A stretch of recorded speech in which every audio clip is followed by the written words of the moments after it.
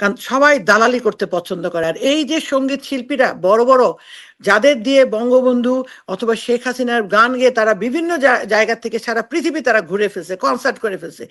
বাংলাদেশে শেখ হাসিনার আমলে পৃথিবীতে বাংলাদেশের যত নায়িকা গায়িকা যত ছিল, চিত্রশিল্পী বলো মানে অন্যান্য লেখক সাহিত্যিক, তারা যত পরিমাণে বিদেশে ভ্রমণ করছে বা তারা যত সুবিধা পাইছে, এই সুবিধা কেউ কখনো তাদেরকে, কোনো সরকারই তাদেরকে দেয়নি। অথচ আজকে সেই সমাজগুলি একটা টু শব্দ করে না। তারা সবচেয়ে বেশি বেঈমান এই মানুষগুলো। ঢাকা বিশ্ববিদ্যালয় তো কথা বাদই দিলাম, সেটা শেষ। এই যে গায়িকাগুলো নায়িকাগুলো, ইভেন তারা বিদেশের মাটিতে যে নিউ ইয়র্ক বলো অন্যান্য শহরে তারা ভরে গেছে, তারা তাদের পার্টি করতেছে, তারা তাদের রাতের অনুষ্ঠান করতেছে, কিন্তু তাদের মুখ থেকে একটা বারের জন্য অনুষ্ঠান শুরুর প্রথমে বলে না যে আমাদের দেশে এরকম চলতেছে, আমরা শিল্পী, আমাদের কোনো বলতে পারে আমাদের জাত পায়, সেটাও তো বলে না তারা। তো বেঈমান তো এই সমস্ত মানুষগুলি। আরো যারা রাজনীতিক, তাদের তো একটা নিজস্ব গোল ছিল, কিন্তু যাদেরকে খাওয়ায় পড়া এই যে সমস্ত ভিসা নিয়ে, P3 ভিসা বলো অমুক অমুক ভিসা নিয়ে তারা এখন শিল্পীর ক্যাটাগরিতে বসে নিউ ইয়র্ক শহর থেকে শুরু করে বিভিন্ন শহরে তারা বসে খাচ্ছে 2 দিন পর পর। তাদের দেখলে মনে হয় না যে আমাদের দেশে এত বড় একটা জিনিস হয়ে গেছে। কোনো কোনো ব্যবসায়ী আবার বাংলাদেশ থেকে সবকিছু নিয়ে এসে বাংলাদেশের সেই ওই আপার কাছ থেকে পত্র কিছু নিয়ে এসে তারা তাদের এখানে তারা সেটেল করে ফেসে করে, তারা কেউ কাপড়ের ব্যবসা করে, তাদের বউরা ব্যবসা করে। তাহলে এদেরকে তুমি কি বললা? আসলে বাংলাদেশে এরা সবসময় এরা ছিল রাজাকারী ছিল, শুধু আমাদের আওয়ামী লীগের ভেতরে ঢুকে তারা তাদের স্বার্থটা উদ্ধার করে নিয়ে গেছে। আমি তোমাকে ছোট্ট একটা ঘটনা বলি। আমার আমার হিসেবে আমি জানি, আমি আমেরিকাতে প্রথম ব্যক্তি যে লিগেল ওয়েতে ঢাকা ইউনিভার্সিটি অ্যালুমিনি অ্যাসোসিয়েশন, যেটাকে দোয়া বলে, তার মাধ্যমে আমি এখানে একটা ঢাকা ইউনিভার্সিটি অ্যালুমিনি অ্যাসোসিয়েশন তৈরি করি আমার টেক্সাস এরিয়াতে। আমি যখনই সবাইকে তাদের পেপার পেপার নামে তারা কবে পড়ছে, কোন ইয়ার বা কোন হলে থাকতো, তাদের ফেসবুকে আমি দেখতাম আপার চাইতে কোনো পৃথিবীতে ভালো ব্যক্তি নাই। পদ্মা সেতু, রেলওয়ের ছবি। যেদিন আপা চলে গেল, যেদিন থেকে আমাদের এই মানে এই ইউনুসের কাজ শুরু হলো, আমি 1 সেকেন্ডে দেখতে পেলাম লোকগুলি আমাকে গালাগালি করতেছে, এবং প্রত্যেকটা মানুষ দালাল, তারা প্রত্যেকটা লোক এইখানে সে পিএইচডি করতেছে। কিন্তু তাদেরকে দেখার পর আমার একটু সন্দেহ হতো যে আমাদের দেশে অনেক স্মার্ট ছেলে মেয়ে আছে, কিন্তু তাদের দেখার পরে মনে হয় নাই যে এরা এত স্মার্ট হতে পারে। কিন্তু প্রত্যেকেই ডক্টর ডিগ্রি পিএইচডি করতেছে, কারণ তারা ওই যে আমাদের ভেতর থেকে থেকে আমাদেরকে ব্যবহার করে। তারা এখন সবাই লাল বদর, সব লাল রাজাকার। আমাদের কোনো বাচ্চারা ইউনিভার্সিটিতে ঠিক নাই, কোনো স্কলারশিপে নাই, তারা কোথাও নাই, প্রত্যেকটা রাজাকার হয়ে বসে আছে। এখন তাদের ফেসবুকে আপারও ছবি নাই, আমাদের কারো কোনো ছবি নাই। মানে এটি হচ্ছে আমাদের দুঃখ যে এই শিল্পীরা এদেরকে, তা আমি এই জন্যই বলি ভবিষ্যতের বাংলাদেশে আমাদের কিছু চাওয়া পাওয়ার নাই, কিন্তু একটা চাওয়া আছে। এই যে আমরা যারা কথা বলি, আমরা যারা চেষ্টা করছি, আমরা ওইগুলিকে খুঁজে বের করবো, যাতে তারা দ্বিতীয়বার ওই গায়ের ভেতর একটা চাদর না দিয়ে, চাদর দিয়ে যেন ভেতরে ঢুকতে না পারে, আর যেন হাইব্রিড না হইতে পারে। এটা মনে রাখতে হবে। কারণ যুদ্ধ শেষে একটা দেশ চালানো যায়, কিন্তু এছাড়া যে অন্যান্য কাজগুলি, এটা যদি আমরা এখনো করতে না পারি আমাদের হবে না। আমরা আশা করি আমরা যারা এই জায়গায় বসে আছি, অন্যান্য যারা কাজ করছে, একটা জিনিস আমাদেরকে আমি স্বীকার করি, আমি সবসময় বলি, আজকে আমি তো খুব নতুন, তোমরা অনেক পুরনো, তোমরা আগের থেকে, মানে আমি রাজনীতি করি, কিন্তু এই আলাপ আলোচনা অথবা টিভির পর্দায় ক্যামেরার পর্দা আসার আমার কোনো ইয়ে ছিল না, আমাকে সময় তৈরি করে দিছে। আমি একটা জিনিস বলতে চাই, এই যে আজকে এই যুদ্ধটা 5ই আগস্টের পরে সত্যিকার অর্থে কারা করছে বলতে পারো? এই যে যারা ব্লগার, যারা ইউটিউবার, যারা কথা বলে, যারা লেখে, তারাই সত্যিকার অর্থে। নাহলে এই মানুষগুলিকে উজ্জীবিত করা সম্ভব ছিল না। তুমি যেটা বলো সেটা লোকে শুনে, লোপা যেটা বলে, যে যেটাই আমরা বলার চেষ্টা করি তারা প্রত্যেকে শুনতেছে। অতএব এই মানুষগুলোর জন্যই আমি মনে করি আমাদের একটা বড় পদক্ষেপ আমরা নিতে পারছি। লোপা তার কাজ শেষ করে দিনের বেলা এতটুকু, তুমি তোমার ছোট একটা বাচ্চা তুমি রেখে তুমি এই দেশের কথা বলতেছো, মানুষের কষ্টের কথা জানাচ্ছ।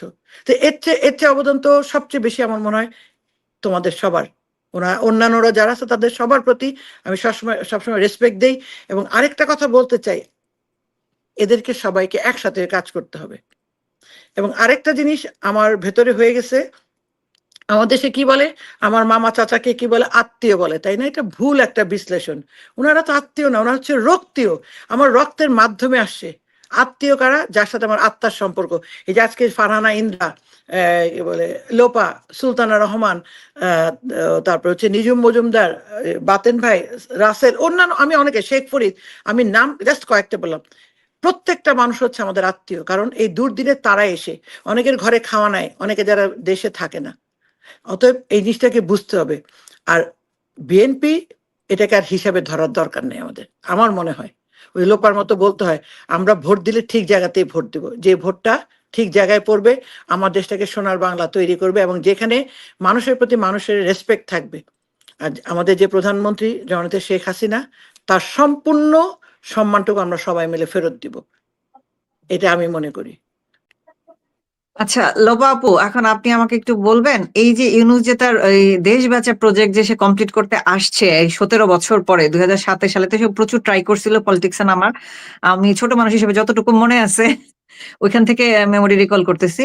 তো এই বছর যে সে সাফল্যের সাথে কাজটা করতে পারতেছে, সেইটা নিয়ে আমরা ইন্টারন্যাশনাল মিডিয়াকে কিভাবে রিচ করলাম? আমরা কি উপযুক্ত জায়গায় তার কর্মকাণ্ডগুলো তুলে ধরতে পারছি? তার একটা নাকি খুব খুব কি বলবো, এটা তার অনেক ইনফ্লুয়েন্স ছিল ইন্টারন্যাশনাল মিডিয়াতে, ইন্টারন্যাশনালি তার একটা ফেস আছে, সে খুব ভালো, সে খুব সে যেহেতু নোবেল পিস প্রাইজ পাইছে, তাকে সব দেশের মানুষজন অনেক অনার করতো। তার একটা ফোন কলে নাকি সবাই রেডি হয়ে যাইতো তার সাথে দেখা করার জন্য, যদিও সেটা 16 মাসে আমরা দেখতে পাই নাই। কিন্তু এখন যে তার এই যে দেশ বাঁচা প্রজেক্ট নিয়ে সে মানুষের কাছে তার ফেসটা আমরা কি রিভিল করতে পারতেছি ইন্টারন্যাশনাল মিডিয়াতে? পারতেছি, অবশ্যই।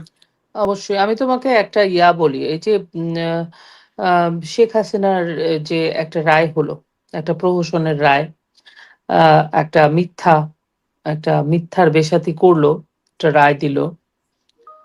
আমি এখানকার এই দেশের, আমি তো কানাডাতে থাকি, কানাডার একটা কানাডিয়ান বাচ্চার সাথে কথা হচ্ছিল। তো ও বলল যে গত আমাকে আমার সাথে এগুলো নিয়ে অনেক গল্প হয় মাঝে মাঝেই। তো বলতেছিল তুমি কি এটা তো জানো? আমি বলছি, হ্যাঁ আমি জানি। বলে কি, আমি একদমই জানতাম না। ও খুব এক্সাইটেড, আমি জানতাম না she is so powerful, she is so influential, she is so important, যে গত 3 days ওনাকে নিয়ে কথা হচ্ছে। পজিটিভ কথাও হচ্ছে, নেগেটিভ কথাও হচ্ছে, মাঝামাঝি কথাও হচ্ছে, কিন্তু কথা হচ্ছে। তার মানে কি, শেখ হাসিনা হচ্ছে, তুমি তাকে সমালোচনা করতে পারবা, তুমি তাকে আলোচনা করতে পারবা, তুমি তাকে ইগনোর করতে পারবা না। তুমি বুঝতে পারছো? Sheikh Hasina is like that. কেন বললাম এই কথাটা? যে আন্তর্জাতিক মাধ্যমগুলোতে বা আন্তর্জাতিক মিডিয়াতে বা আন্তর্জাতিক ভাবে কথা আলোচনা হয় কিনা, এই জন্য এই প্রসঙ্গটা তুললাম। বঙ্গবন্ধুর পরে কোন নেতা, ফরগেট অ্যাবাউট উনি শেখ হাসিনা বঙ্গবন্ধুর মেয়ে, এটা নিয়ে বলছি না, সে তো নেতাও, আমাদের বাংলাদেশের প্রধানমন্ত্রী তো সে।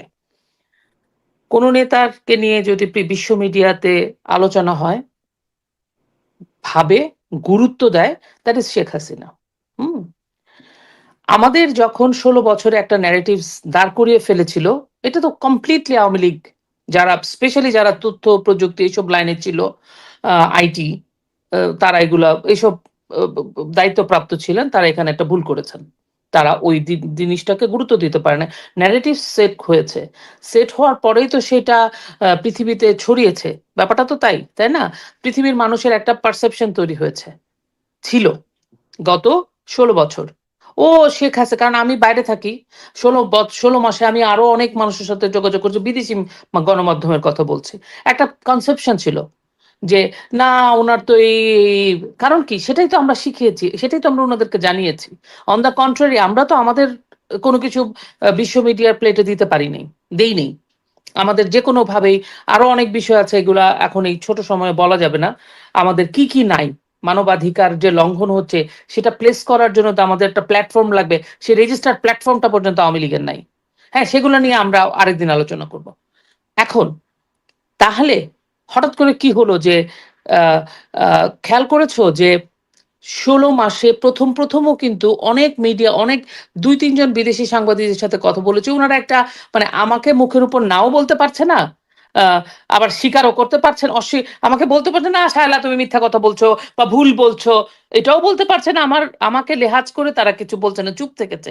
তার মানে তারা কিছুটা কনফিডেন্স ইউনুসকে দিতে চাইছে। এই লোকটাকে ডক্টর ইউনুসও বলতে ইচ্ছা করে না আমার, অনেস্টলি ওনাকে দিতে চাইছে, কারণ উনি ইন্টারন্যাশনালি নোন ফেস, এটা তো অস্বীকার করবো না। সেভাবেই তাকে তৈরি করা হয়েছে বা তৈরি হয়েছেন তিনি। ধীরে ধীরে ধীরে ধীরে তার যে কর্মকাণ্ড আমাদের লাগে নাই, সে নিজেই নিজেকে পৃথিবীর সামনে প্রকাশ করেছে, নিজেই নিজেকে। মানে বলে না, আসো দেখো আমি একটা চোর এরকম বলে। কিন্তু আমি আমি ওনাকে বলছি না, মানে আমি বলছি আর কি, মনে করো আমি চুরি, আমি একটা খুব খারাপ মানুষ, ইন্দ্রা তুমি আমাকে দেখো আমি একটা খারাপ মানুষ, তুমি কিন্তু ইন্দ্রা আমাকে জানতা ভালো, হ্যাঁ আমার কর্মকাণ্ড আমাকে তোমাকে প্রকাশ করেছে। ব্যাপারটা হয়েছে এরকম, গত 7-8 মাসে পৃথিবীর প্রত্যেকটা বড় বড় দেশ, বড় বড় দেশের রাজনৈতিক ব্যক্তিরা মানে এবং মিডিয়া হাউসগুলা ধীরে ধীরে ধীরে ধীরে তারা তারা তাদের চিন্তা চেঞ্জ হয়েছে, পরিবর্তন হয়েছে। এই পরিবর্তন আওয়ামী লীগ ফোর্স করে করেছে ব্যাপারটা কিন্তু তারা, ইউনুস নিজেকেই উন্মোচিত করেছে। Who is real Yunus?